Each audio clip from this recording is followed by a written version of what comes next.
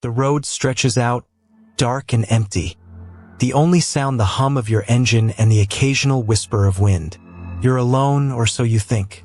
Tonight, we're taking a journey into the quiet corners of dread, the places where everyday situations turn sinister. We'll explore those moments when a sense of unease settles in, a subtle shift that makes your skin crawl and your heart beat a little faster. Turn off the lights, put your headphones on, and let the outside world fade away. For the next hour or so, you're with us, and we're going to show you what happens when the ordinary becomes truly terrifying. Welcome to Scareverse. The digital clock on my dashboard flickered to 3:02 a.m., the kind of time when the world feels like it's holding its breath, and the only other living thing seems to be the humming of your own engine. I was halfway through a solo drive from my college town back home for summer break, a solid 8-hour trip that I'd stupidly started late to avoid traffic. Now I was running on fumes, literally, the fuel light glaring a persistent orange warning from the dash. I pulled off the interstate at the next exit, which led to a single, brightly lit gas station standing like an island in a sea of darkness. No other cars were around, not even in the attached convenience store's parking lot. It felt less like a pit stop and more like entering a deserted stage. My name is Sarah, and I was 19 at the time, still a little naive, but always wary enough to keep my head on a swivel. I filled up my tank, the automatic click of the pump echoing too loudly in the silence, and then headed inside for a coffee. The convenience store was immaculate, almost eerily so, with rows of perfectly aligned snacks and not a single crumb on the polished floor. Behind the counter stood an older man, probably in his late 50s, with tired eyes and a name tag that read Frank. He was wiping down the counter with a practiced, slow motion, his movements deliberate. He didn't look up right away, just kept wiping, even though the counter was already spotless. It was a little unsettling, like he was trying to fill the silence with a mundane task. I grabbed a large coffee from the self-serve machine, the bitter smell a welcome jolt. When I walked up to the register, Frank finally looked at me, his gaze surprisingly intense. He didn't smile, just studied my face for a moment. "Late night, huh?" he said, his voice a low gravel. I nodded, offering a small, polite smile. "Yeah, long drive home." He scanned my coffee and the energy drink I'd grabbed, then paused. Instead of telling me the total, he leaned in slightly, his voice dropping. "You alone out there?" he asked. It wasn't a casual question. It felt heavy, loaded. My smile faltered. Yeah," I said, feeling a prickle of unease. It was an odd question for a gas station attendant.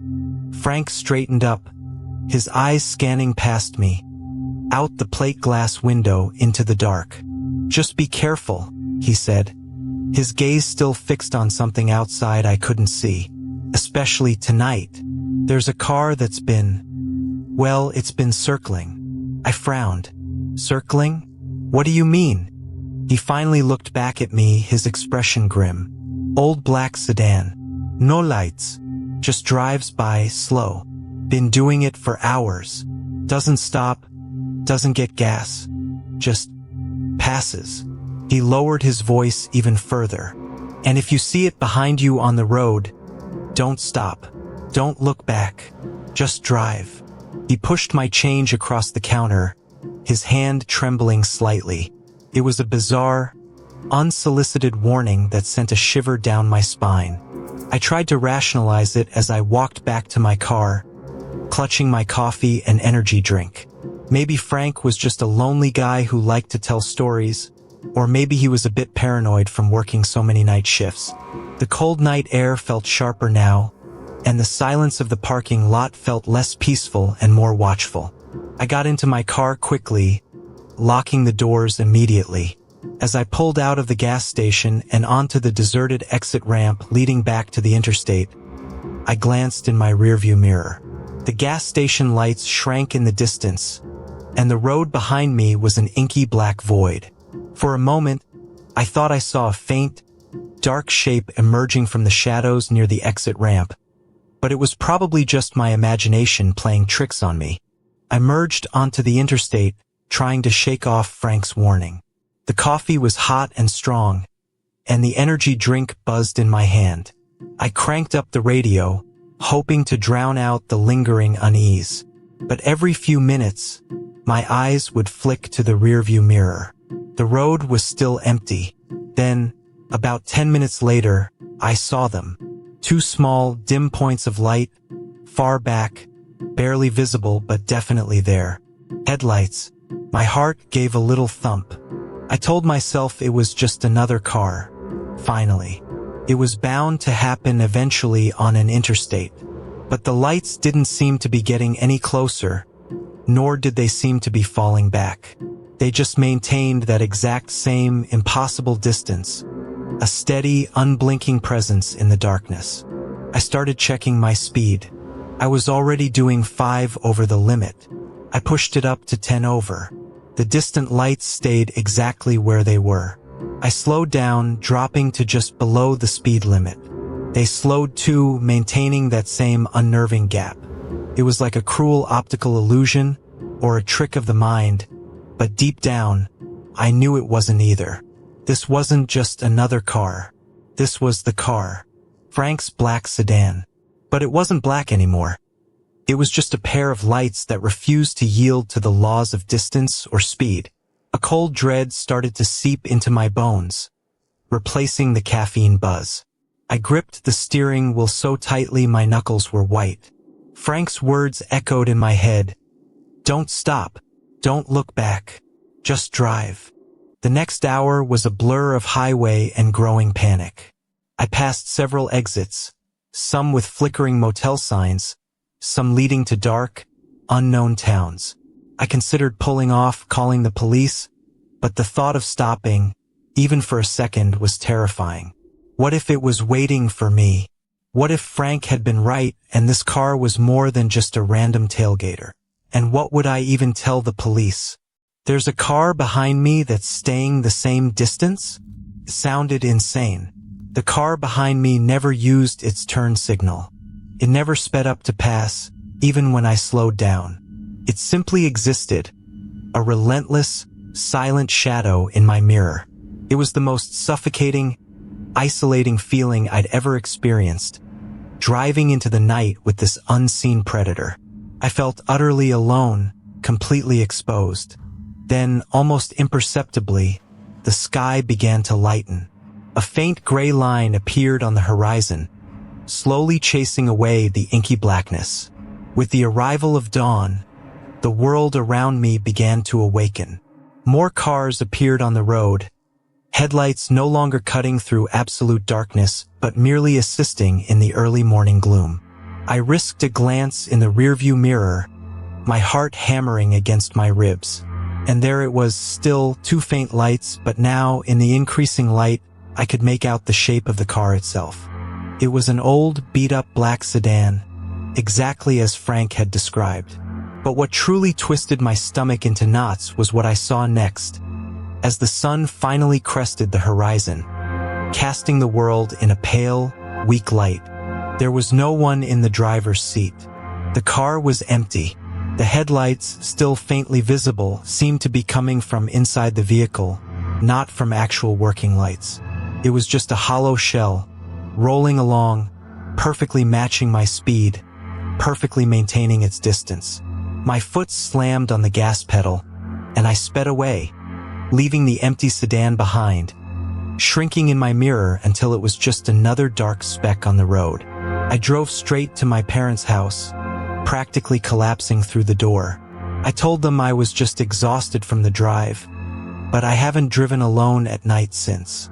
I still see that empty black car in my nightmares, always just behind me, always at the same impossible distance. A silent promise that some things, once seen, never truly leave. Sometimes, the advice we're given isn't for our benefit. Sometimes, the warnings are there to tell us that we've already stumbled into something we can't escape. And sometimes, even when you try to leave, you find that some things are determined to follow you. The glowing green numbers on my dashboard clock blinked 3:17 a.m. I still remember that exact time because I had just passed the exit for my own apartment complex, realizing with a jolt that I was almost completely out of gas. It was a stupid mistake, one I was paying for after a ridiculously long shift at the hospital. I worked as a night shift lab tech, and my brain was already half asleep, buzzing with the fluorescent light fatigue that only other night workers truly understand. My eyelids felt like sandpaper, and all I wanted was my bed. But the needle was practically on E, and the next exit promised the only 24-hour gas station for miles. I didn't have much choice. The highway was predictably a ghost town. Not a single car in sight in either direction, just the rhythmic hum of my tires on the asphalt and the dull glow of distant city lights reflecting off low clouds. I gripped the steering wheel, trying to stay alert, reminding myself that a quick fill-up was all that stood between me and unconsciousness. Pulling off at the exit, the gas station sign was a beacon in the darkness. A familiar, brightly lit oasis. I remembered this specific station. It was always clean, usually well-stocked, and the pump nozzles weren't greasy, which was a small but appreciated detail at this hour. I pulled up to the furthest pump, away from the small convenience store building. Stepping out, the cold, still air hit me, sharpening my senses just a little.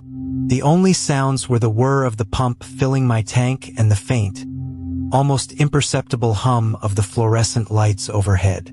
I watched the numbers climb, my breath misting in the air, and for a moment, I felt a strange sense of peace. No traffic, no patients, no urgent tests, just me and the silence. Then, a car pulled into the station. It was an older model, a dark sedan, maybe a Honda Accord or a Toyota Camry, but it was too dark to tell for sure.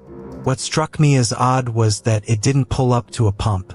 Instead, it slowly idled into a parking spot at the far end of the lot, facing away from the store entrance, almost hidden in the shadows cast by the building. My eyes lingered on it for a moment, then I shrugged it off. Maybe the driver was taking a quick nap, or just waiting for someone. It was 3 a.m. after all. People do weird things at 3 a.m. I finished pumping gas, clicked the nozzle back into place, and walked toward the small kiosk to pay. As I passed the corner of the building, I glanced over at the parked sedan again. The engine was off now, and the car was completely dark, no interior lights, no dash glow. It was so still it almost looked abandoned, but I could just make out a figure in the driver's seat. They weren't moving, just sitting perfectly still, facing forward, staring out into the empty road beyond the gas station. I tried not to stare, walking quickly into the brightly lit store. The attendant was a young guy, probably college-aged, engrossed in his phone behind the counter. He barely looked up when I paid, just mumbled something about the total. I paid with my card, grabbed a cheap coffee for the road, and headed back out. As I pushed open the door, I instinctively looked towards the sedan. It was still there, still dark, still silent. The figure was still in the driver's seat, unmoving. A prickle of unease started to spread through me. It wasn't just a nap. No one sits that perfectly still in a car for that long, not without any sign of life. It felt too deliberate. I got back into my car, the interior suddenly feeling a lot less comforting. I started the engine, the familiar rumble a welcome sound in the quiet. My eyes flickered to the sedan again. Nothing. No lights, no movement. I told myself it was nothing, just a tired driver, and I was just overly tired myself. I backed out of the pump lane and started to drive towards the exit, my headlights cutting through the darkness. Just as I reached the edge of the parking lot, I saw it in my rearview mirror. The dark sedan's headlights flickered on, illuminating the space where it had been parked. It slowly, deliberately, began to back out of its spot. My heart gave a little thump. Coincidence? Probably. But the way it had been sitting there, perfectly still, then moving just as I was leaving, it felt wrong. I pulled onto the highway, accelerating to the speed limit.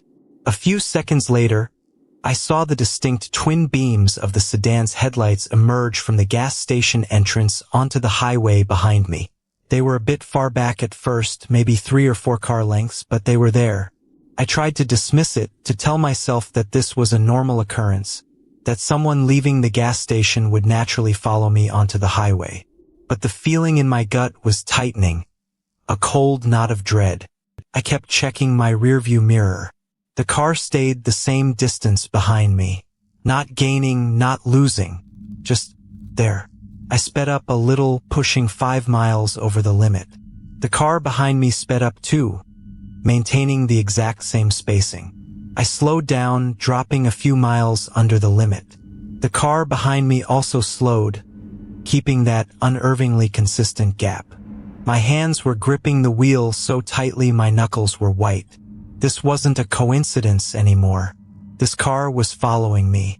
And the driver, whoever it was, had been sitting in that dark sedan at the gas station, waiting for me to leave. Panic started to set in. I was only a few minutes from my apartment complex. If I went home, I would be leading them directly to my building. I couldn't do that. As my exit approached, I made a snap decision, swerving into the right lane without signaling, hoping to catch them off guard. I took the exit ramp, my tires squealing slightly. In my rearview mirror, I saw the sedan, without hesitation, also swerve and take the exit, still maintaining that same, unchanging distance. I drove through the quiet suburban streets, making random turns, taking every shortcut I knew, hoping to lose them. But every time I checked my mirror, their headlights were there, a silent, relentless presence. I finally pulled into a brightly lit grocery store parking lot, slamming on the brakes. The sedan pulled in too, stopping a few rows behind me, its headlights still on, still pointed at my car. I sat there, breathing heavily, watching. And then, slowly, deliberately, their headlights clicked off, plunging the car back into darkness, the figure inside still watching. I must have sat there for 20 minutes, heart pounding, too terrified to move. I called a friend, whispering into the phone, explaining the situation. She told me to stay put and that she was on her way. I kept my eyes glued to the dark sedan, but it never moved. After what felt like an eternity, my friend's car pulled into the lot. I quickly backed out and drove towards her, my friend motioning for me to follow her car. As I started to pull away, I glanced at the spot where the sedan had been. It was empty, completely empty. No sound, no light, no car. It was just gone. I never saw that car again or anything like it. But every single time I fill up my gas tank at night, especially when it's quiet and late, I still check my rearview mirror, just in case those silent, patient headlights are there, waiting to follow me home. That feeling of being watched, of knowing you're not alone even when no one else is in sight. It's enough to make you doubt your own senses. But what if those feelings are real? What if something is there, just out of view, waiting for its moment? And what if, in the dead of night, you have no other options? The gas pump clicked 3 times before I even touched it. A faint, almost mechanical hum starting up in the dead quiet of the 3 a.m. desert night. I was 22, driving cross-country from Arizona to Illinois, trying to make good time after a family emergency. Sleep was a luxury I couldn't afford, and every gas station felt like a brief, brightly lit island in an endless ocean of darkness. This one was a small, independent place, just off a rarely used exit in rural New Mexico. The kind of place where the wind always sounded like whispers and the neon sign above the convenience store flickered with a tired, yellow glow. I pulled my beat-up sedan right up to the pump, the only car in the entire lot. The air was cold, sharp, and carried the smell of dust and old gasoline. I stretched, groaning as my stiff muscles protested the long hours behind the wheel. The store looked completely empty, the fluorescent lights humming inside casting long shadows through the front window. No attendant visible, which wasn't unusual for these small town overnight places where they often locked the doors and served through a bulletproof window. I reached for my wallet, pulling out my card, and walked to the pump. That's when I noticed it, a small detail that felt off even in my sleep-deprived state. The nozzle was already hanging freely, not seated properly in its holder, almost like someone had just pulled it out and then gotten distracted. I tried to slide my card into the reader, but it felt dead. No light, no prompt, nothing. I pressed a few buttons on the keypad, but they were unresponsive. Glancing around, I saw that all the other pumps had their nozzles neatly stowed away. This was the only one that looked like it had been in use or at least tampered with. A little ripple of unease went through me. I didn't like the idea of trying to use a potentially faulty pump, especially not out here. I briefly considered just driving to the next exit, but my fuel gauge was practically on E, and the next town was probably an hour away. No choice but to try another pump, I figured. As I walked around my car to the next pump, which was thankfully working, I heard a faint rustling sound from behind the convenience store. It wasn't the wind, which had died down to almost nothing. This was a distinct, deliberate sound, like someone moving through dry bushes or shuffling something across concrete. I froze, my hand hovering over the pump handle. My eyes darted to the back of the building, where it was completely dark, save for the spill of light from a single high-mounted security lamp. There was nothing visible, just deep shadow. I told myself it was probably an animal, maybe a raccoon or a stray dog, but the sound had been too heavy, too consistent for a small animal. I finished filling my tank as quickly as possible, trying to ignore the prickling sensation on the back of my neck. My eyes kept flicking to the darkened back of the store, then to the unlit windows of the store itself. I felt an undeniable sense of being watched, not like an attendant watching me, but something else, something unseen. I told myself it was just my exhaustion, the long drive playing tricks on my mind. Still, I made sure to double-check that my car doors were locked before I even got out to remove the nozzle, a habit I hadn't thought about in years. The quiet was unnerving. No highway noise, no distant trains, just the faint whir of the pump and my own breathing.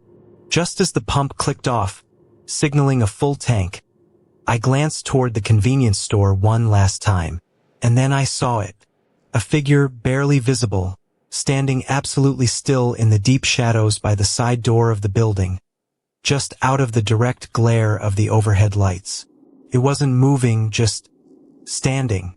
It was too far for me to make out any details, but it looked tall, maybe even unusually so, and completely dark like a shadow given form. My heart hammered against my ribs. It wasn't an animal.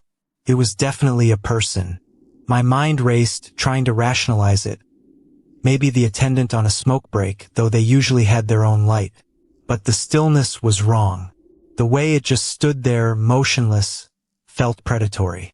My hands were shaking as I pulled the nozzle out of my tank and hung it up.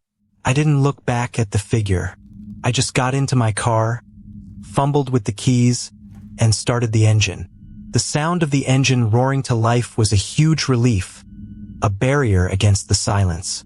As I put the car in reverse, I risked a quick glance in my rearview mirror. The figure was still there, but now it was slowly, almost imperceptibly, turning its head, as if watching me. And then I noticed something even more unsettling. The back door of the convenience store, which had been firmly shut when I arrived, was now slightly ajar, a sliver of deeper darkness visible in the crack. It hadn't been like that before.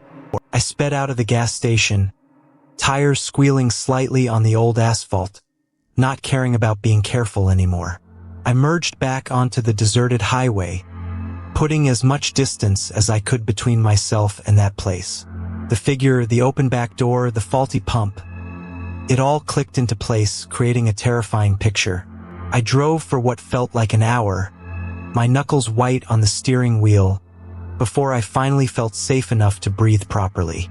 That's when I glanced at my passenger seat, where my bag was, and saw something that made my blood run cold. My car door, the passenger side, was slightly ajar. I had explicitly locked it before I even got out of the car. It was impossible for it to have come open on its own. I pulled over onto the shoulder, my heart pounding so hard I could feel it in my ears. I cautiously checked the passenger door. It was definitely unlatched, though not fully open. I quickly scanned the interior of my car. Nothing looked disturbed. Nothing was missing from my bag or the console.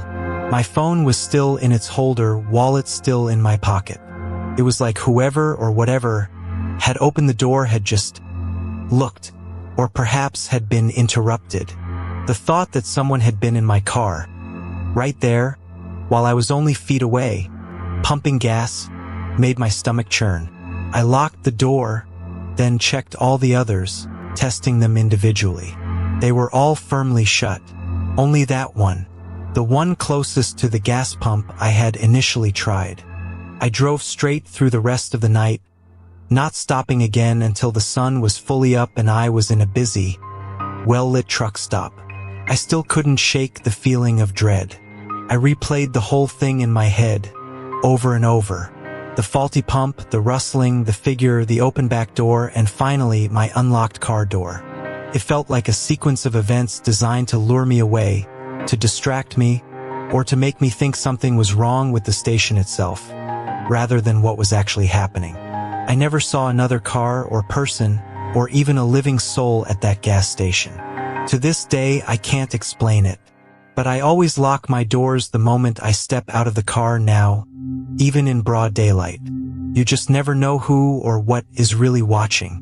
You pull into a gas station late at night, exhausted, just wanting to get home. The world around you seems to hold its breath.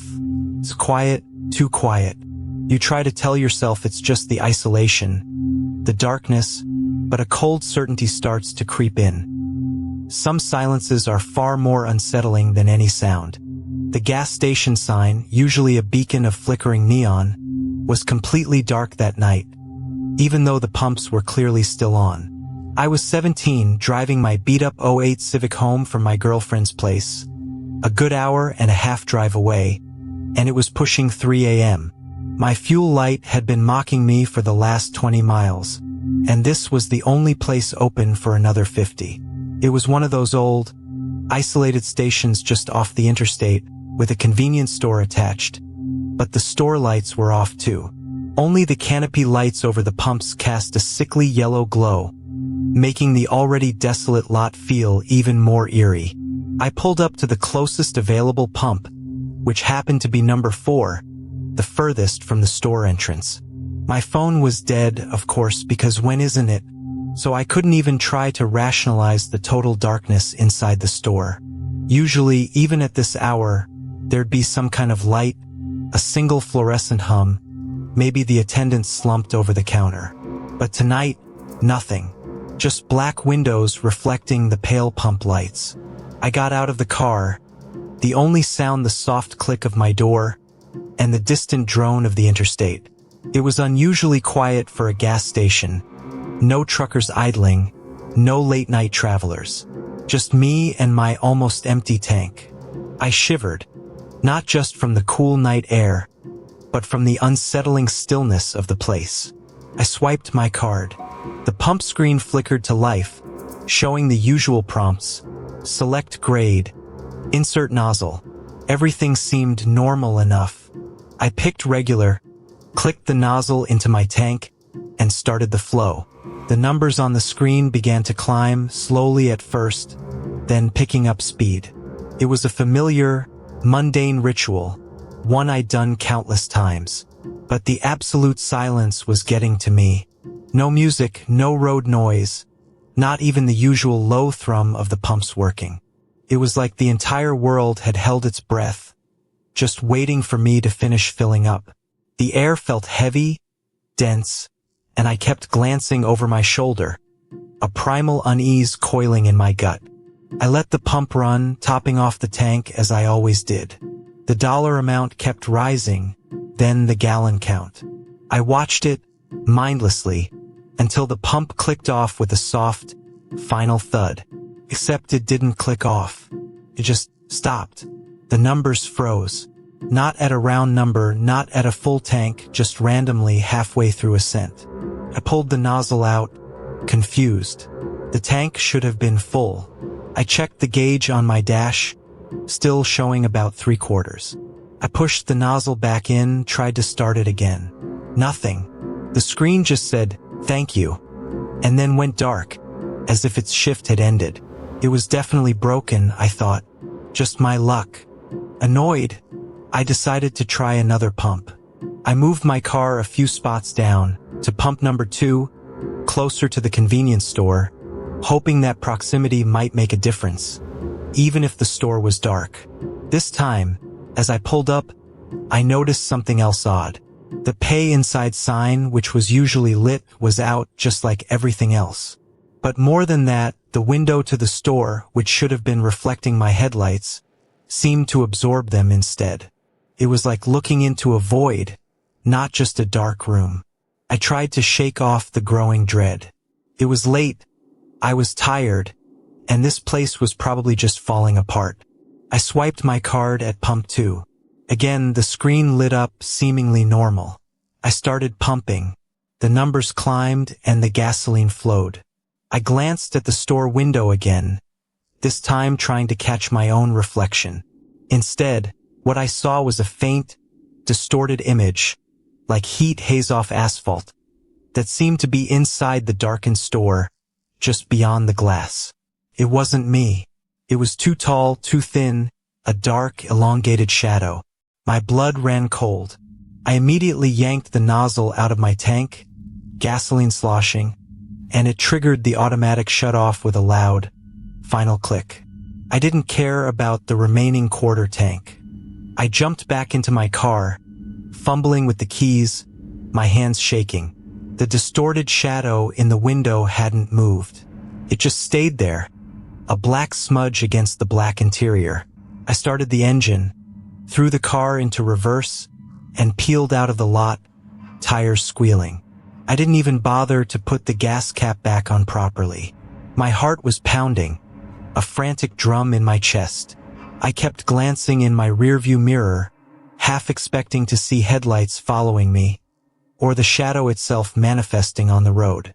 But there was nothing, just the empty, dark interstate stretching behind me, and the gas station, now a tiny, menacing cluster of yellow lights shrinking in the distance. The entire drive home, the last 50 miles, I was on edge. Every shadow, every distant pair of headlights, made me jump. I kept my eyes fixed on the road ahead, only letting myself glance in the mirrors for a fraction of a second. The strange thing was, despite the terrifying encounter, I wasn't just scared. There was a profound sense of wrongness, a feeling that what I had seen wasn't just a trick of the light or my imagination. It felt deliberate, like a warning or perhaps a test. I knew I should have pulled over somewhere, anywhere, to check my gas cap, but I couldn't bring myself to stop. The thought of being still again, alone on the road, was unbearable. It wasn't until the sun was fully up, streaming through my bedroom window, that I finally felt safe enough to even look out. I went downstairs and walked out to my car. The gas cap was indeed hanging by its tether, swaying gently in the morning breeze. As I went to screw it back on, I noticed something stuck to the inside of the gas cap cover. It was a small, white sticky note, folded over. My hands trembled as I carefully peeled it off. On it, written in neat, small handwriting, were just 3 words. Don't come back. These aren't tales of monsters in the shadows, but of the creeping dread that resides in the familiar. They remind us that the most unsettling horror often lies in the mundane, in those moments when the world we thought we knew suddenly twists into something profoundly wrong. It's the feeling of being utterly alone when you're not, the suspicion that the everyday has a darker, hidden layer. These stories stay with us because they tap into our deepest anxieties about what could be waiting just beyond our perception. In the quiet, forgotten corners of our lives. If you want more stories that linger, subscribe for a new one every week.